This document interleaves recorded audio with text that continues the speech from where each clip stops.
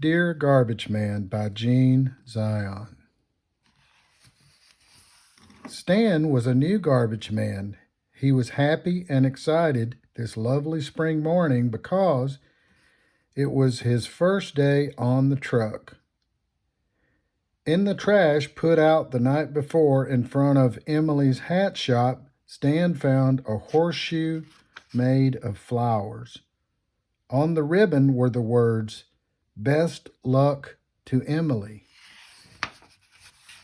Stan liked the name Emily, so he didn't throw the horseshoe into the chewer upper at the back of the truck. He tied it on the front. So he tied it on the front of the truck. When people saw the truck, they laughed and said, "Look, here comes Emily. Isn't she pretty?" Stan felt very pleased and was glad that he had kept the flower horseshoe and ribbon. At the next stop, Stan saw an old bed that had been put out on the sidewalk to be taken away. "Someone can use this. Let's save it," he said. "And let's save that fine bicycle, too." See the bed and the bicycle?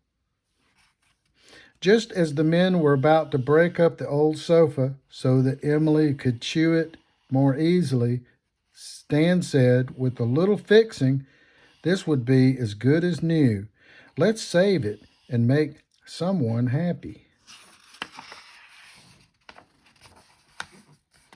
Stan threw very little in the chewer upper. It wasn't because Emily couldn't hold any more. She could chew up any amount of trash very easily. Stan wanted to save everything. He saved something at each stop Emily made. A cracked mirror, a part of a soda fountain, a baby carriage, and a piece of wooden fence. Emily got taller and taller. When the driver looked out, he decided that Stan had collected enough. He drove on without making any more stops. "Whoa, whoa, not so fast," cried Stan. "You're passing all the best stuff." The driver shrugged his shoulders, stopped, and backed up. Stan saved a bridge lamp, a broken bird cage, and an old awning, and a bass drum. Look at the drum. Stan's saving everything. "What a wonderful playpen," cried Stan. "And did you ever see such a lovely picture frame?" The driver could hardly see where he was going because of all of the stuff piled on the front. Emily moved very slowly, swaying from side to side as the cars honked behind her. The whole neighborhood was whistling and cheering. "All right, folks, help yourselves," Stan shouted. "Take what you like." There was a loud cheer. The garbage men shook Stan's hand and slapped him on the back. They had never seen anything like this. Look, everybody's getting the stuff off the truck. Some people took things right through their windows. Others on the sidewalk gathered around Emily, shouting, "Look at this! How wonderful! Just what I need! Just what I've always wanted!" After everyone helped themselves, fathers went to work and mothers went back to the dishes. Boys and girls went off to school, eager to tell their friends about Emily the trash truck. The pile on the truck was all gone. The other garbage men told Stan how smart he was and that they all climbed back on the truck. The only thing left was Emily's horseshoe. See Emily's horseshoe on the front? Emily's last stop was at the river. Here, everything that had been collected and chewed up in the truck was loaded onto the barges. The boss garbage man walked over to Emily. "Where's your load, boys?" "We gave it all away," Stan answered happily. The boss gulped and almost swallowed his cigar. "You don't say," he exclaimed. Then he rubbed his chin and slowly said, "Well, No one ever did that before.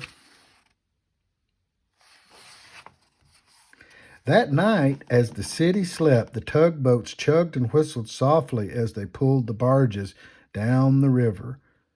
The trash and ashes they carried would be used to fill the swampland.